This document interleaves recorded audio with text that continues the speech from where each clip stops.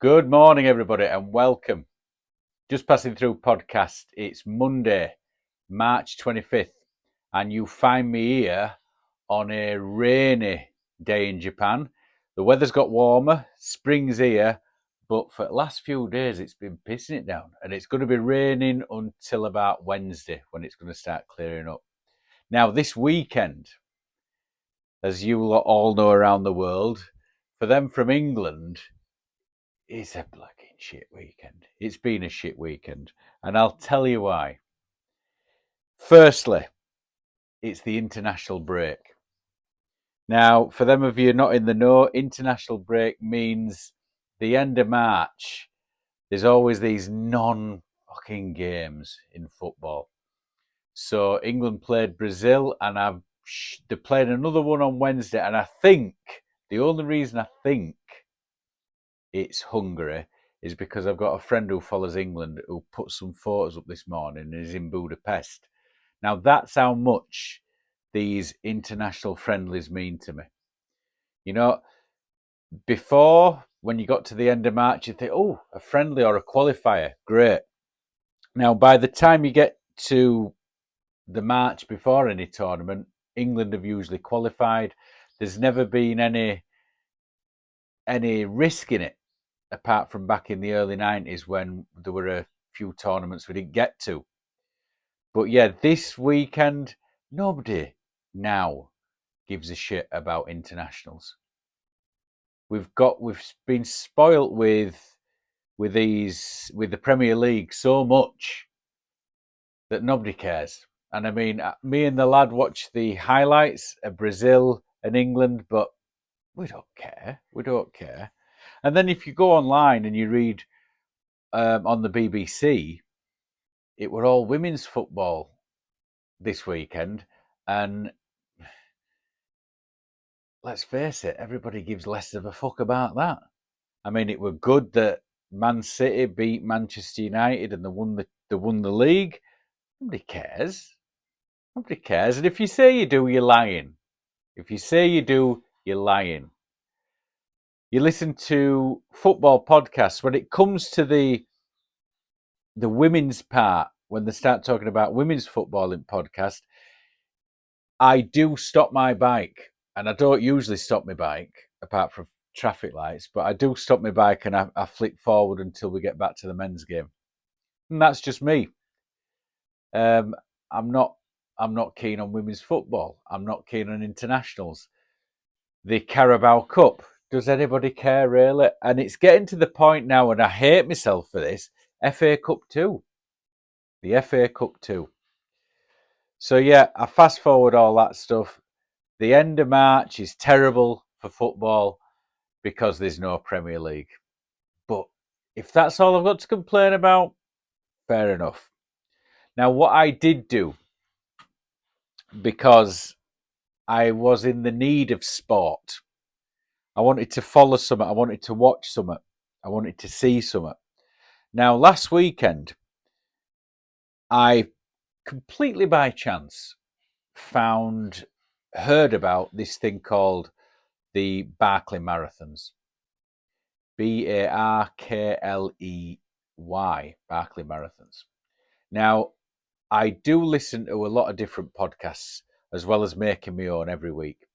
Obviously, I've got the ones that everybody else listens to, like Rogan, Football Weekly, The Guardian, Totally Football Show, and Rich Roll is another positive of mine.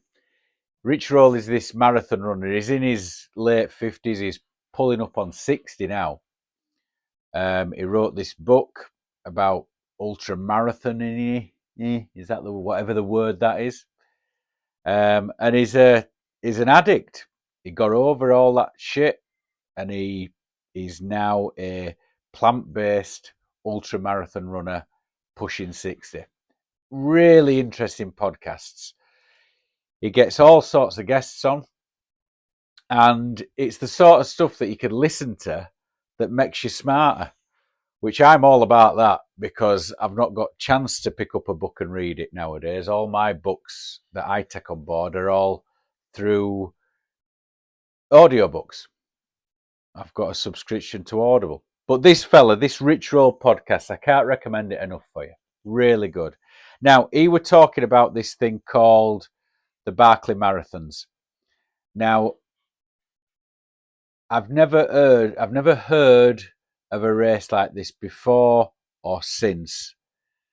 So let me explain it to you first, and then I'll explain why it was so special to see this particular one that were run this year. Now, the Barkley Marathons is run in a forest in Tennessee. And what you have is a 20-mile loop.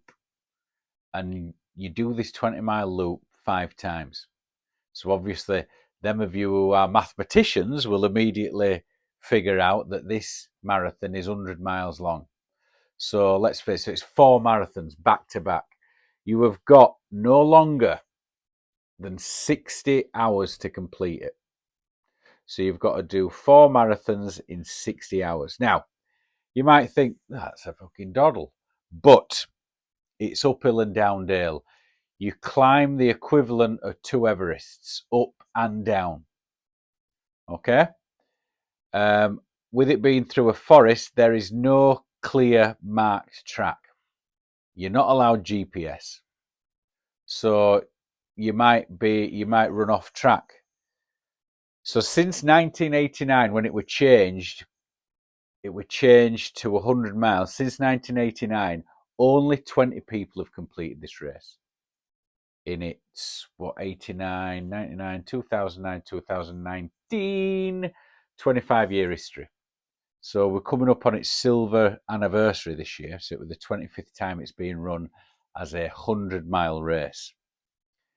Now, let me just give you the rules of this race, because it seems to me that they just make it up as they go along. So there's two fellas that started it, that came up with this idea, both ultramarathon runners, and they've got stage names. They've got these stage names: Lazarus Lake and Raw Dog. Fucking, you just know from those two names that these two fellas partake in the psychedelics, shall we say. They're having about a sheet and a half of LSD before they came up with this race. And where they came up with it from is James Earl Ray escaped from prison in 1977. Now, for those of you who don't know James Earl Ray, he was the fella that killed Martin Luther King Jr. He was the bloke that shot him from his balcony in Louisiana. I think in Louisiana, somewhere in the deep south in America. And there's a lot of conspiracy behind it, because he was able to shoot Martin Luther King. He ran away from the hotel room. He left the binoculars, he left the gun, fingerprints all over it, but never been trained as a marksman, wasn't in the military, and he was able to get out of the country. Turned up in England. Did James Earl Ray, got away with it, got out of the country, and turned up in England. He was arrested a year or two later, extradited back to America, and was, instead of getting put up in front of a jury, his attorney said, look, don't go up in front of a jury, they'll give you the death penalty. Now, James Earl Ray he sort of came to in England, not knowing how he'd got there.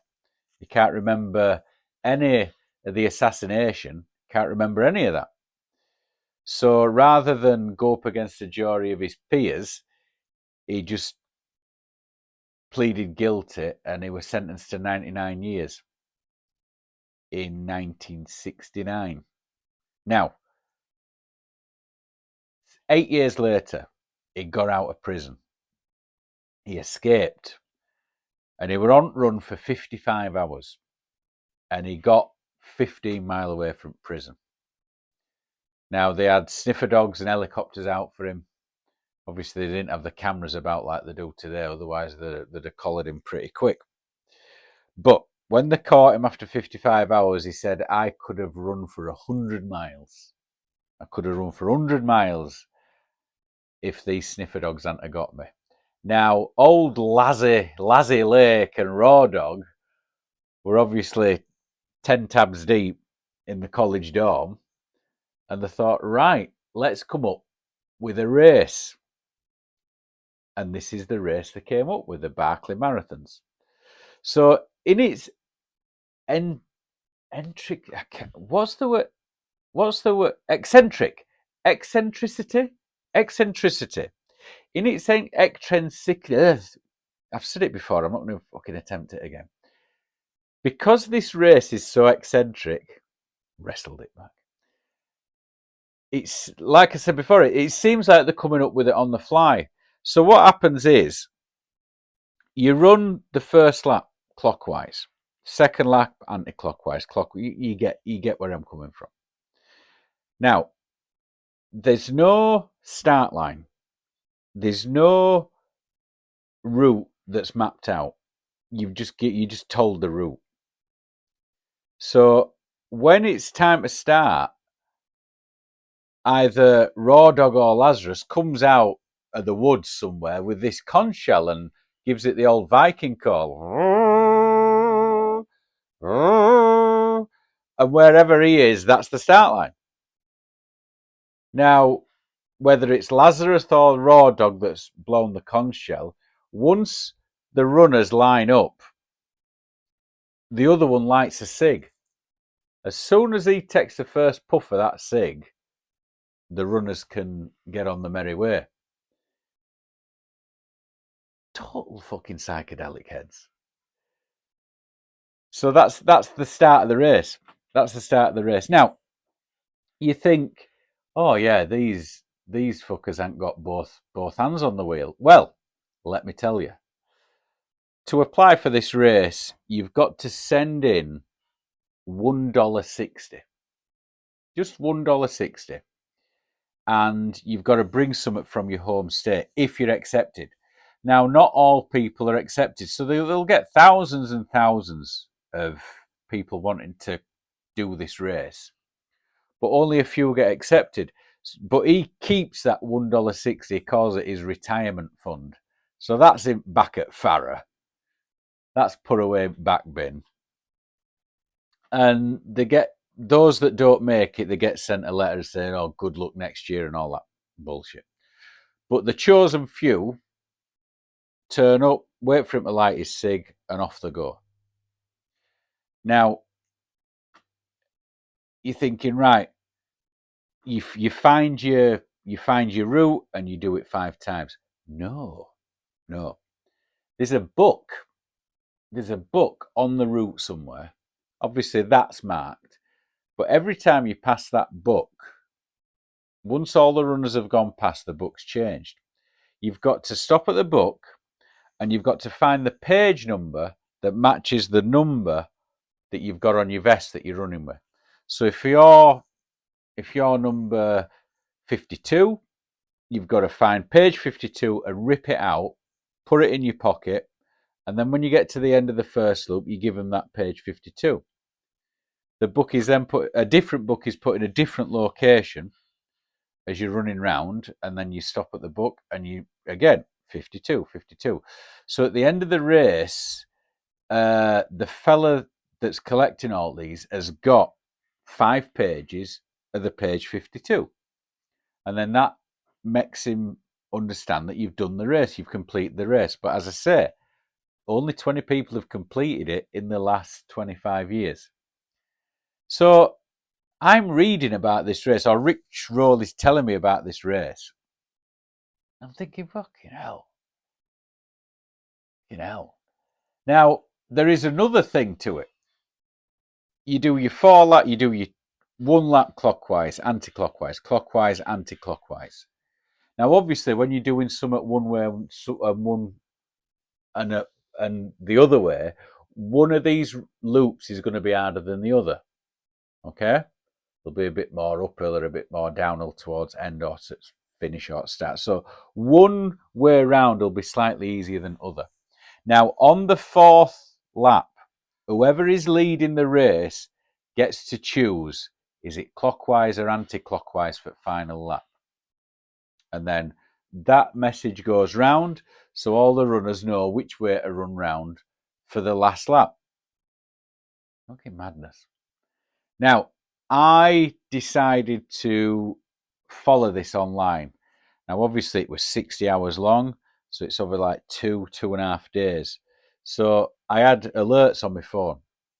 And what I noticed was there was a female runner, a Brit, called Jasmine Paris.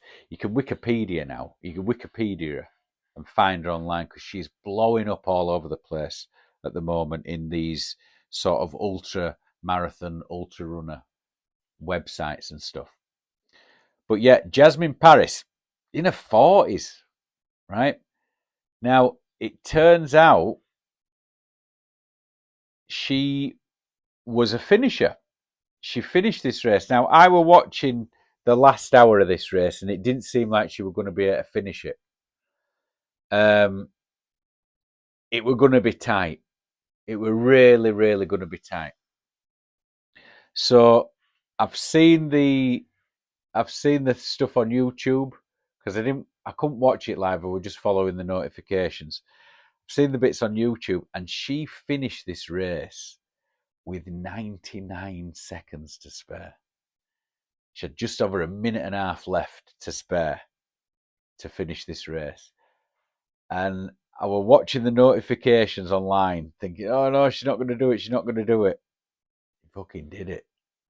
She fucking did it.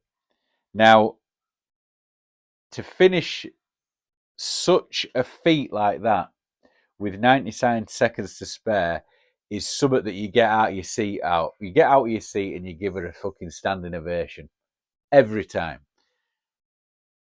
Now, the thing is, it turns out in the 25-year history, she is the only woman ever to complete it. So not only did she get under the wire in a short period of time, but she also is the first lass to get it done, which,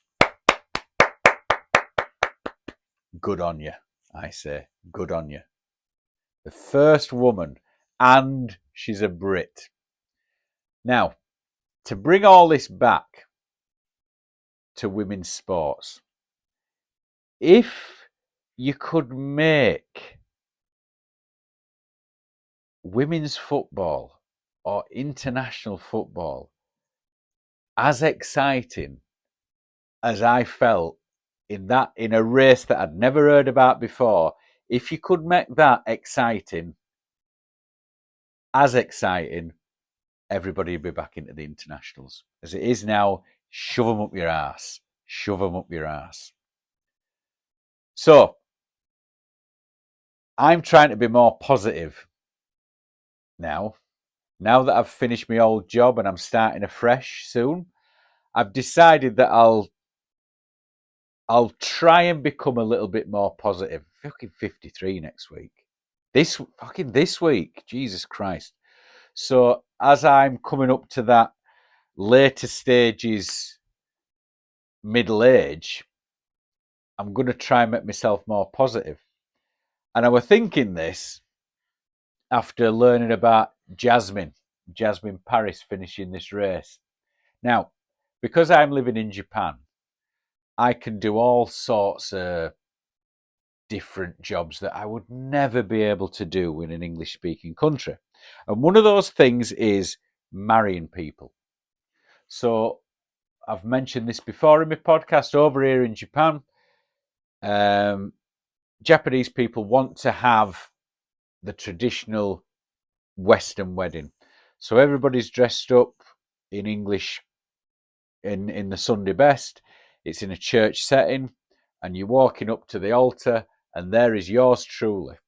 Now, the basic, what you need to do this job, what you need to have to do this job is quite basic. You need to be not young, middle-agey, approaching middle age. You need to be able to read off a script in English and Japanese. And what they don't write down in the application is you need to be white. Now, I had a friend who was half American, no, half Japanese, half Senegalese, spoke perfect Japanese, spoke perfect English, was a choir singer, nonetheless. But he couldn't get the job because his skin was darker than mine. He couldn't get the job. So I tick all those three boxes. Now, I've been doing this for over 10 years now. And on last weekend, I married an American for the first time in this 10 years. Now, trying to remain positive when you marry somebody who is American really, shall we say, tries your patience. So he were a military fella and he were marrying a Japanese woman, obviously. So he arrives for the rehearsal.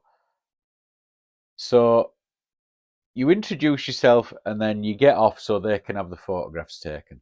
Now, I said to this fella, he were only a young'un, we're only 24. I said to him, look, you can have this explained to you in Japanese or you can have it explained to you in English. Are you going to be all right with the Japanese? He went, no problem.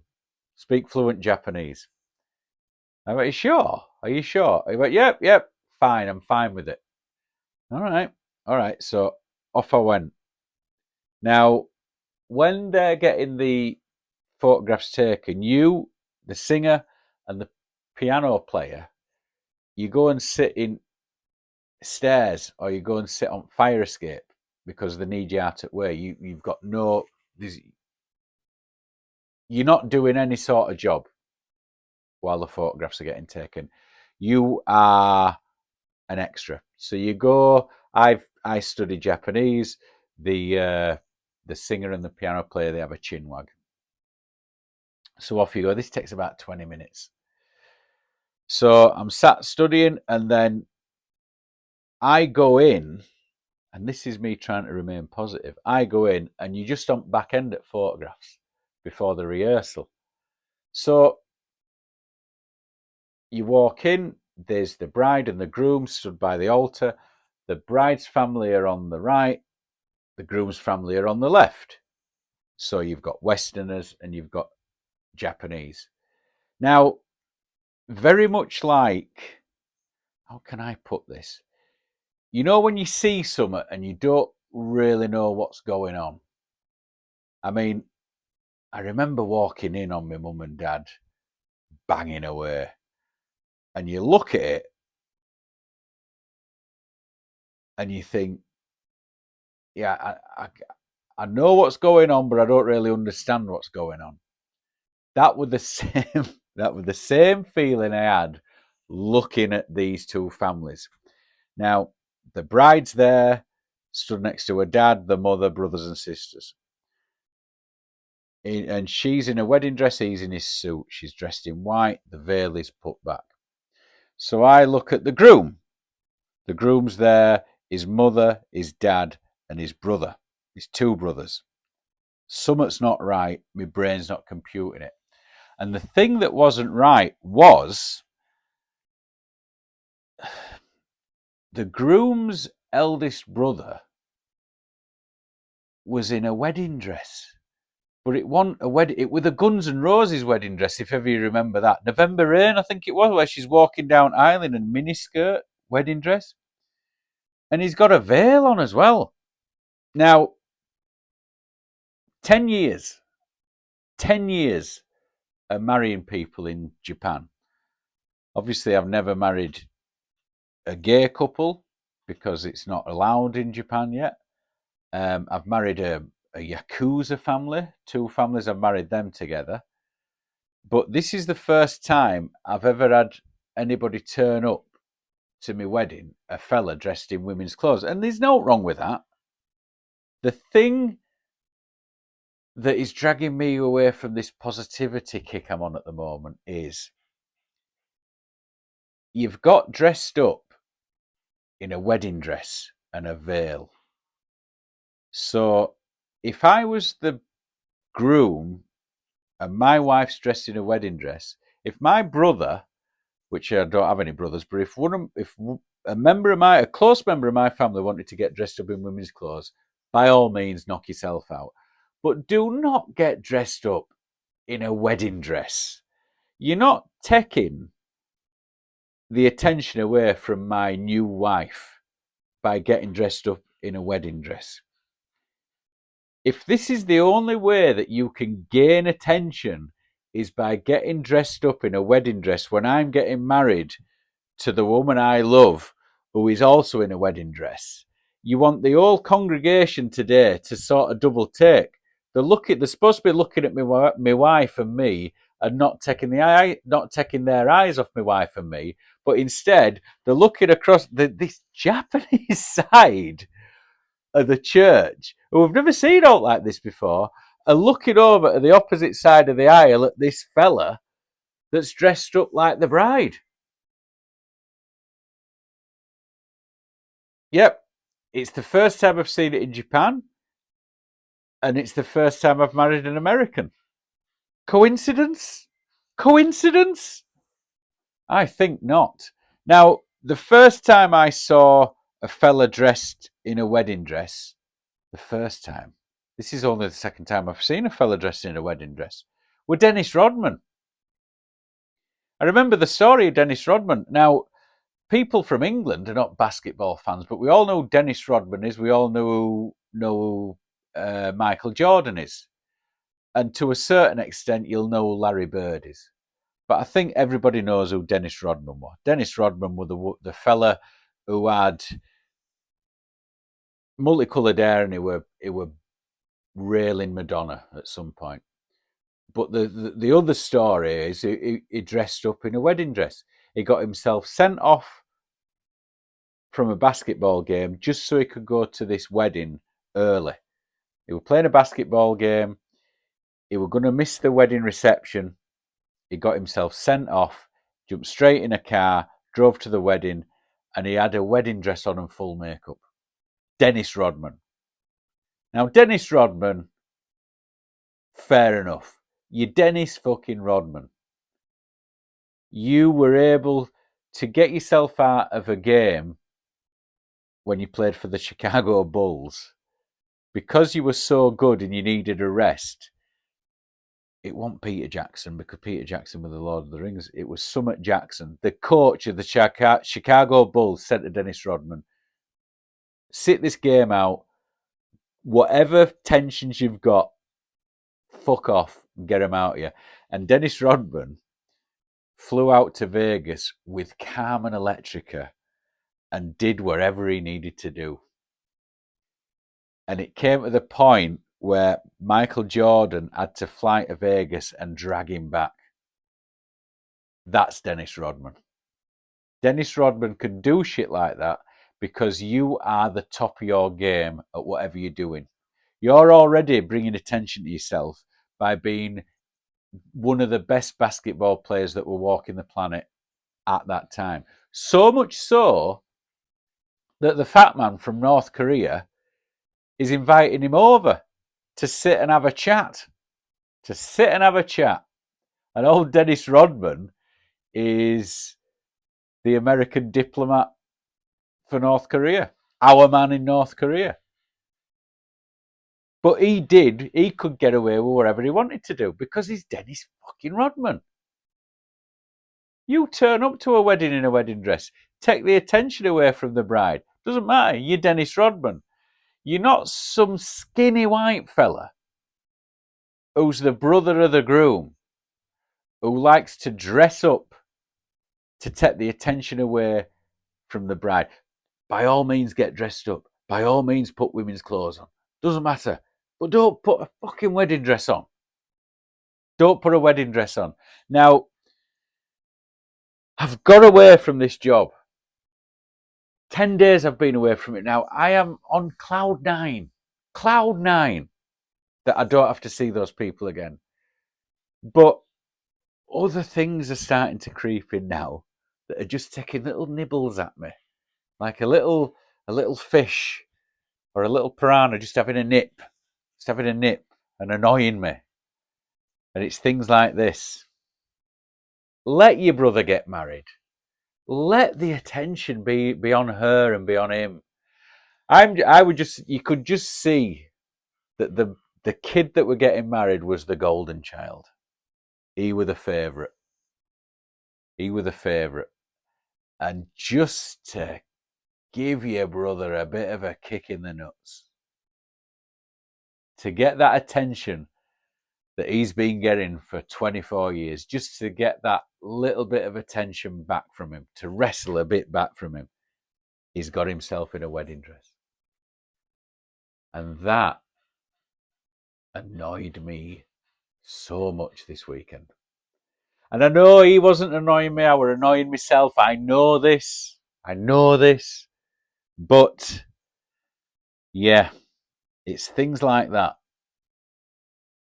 are trying to keep me from my zen moment as I take my first tentative steps into the later stages of middle age. I'm not getting there yet. So that were my weekend. Shit football, women's football, this fantastic race that I'd never heard out about. Good on you, Jasmine Paris. And the fella that dressed up in a wedding dress this weekend, fuck you. And that's that. I'll see you next week, everybody. Thanks for listening. Adios.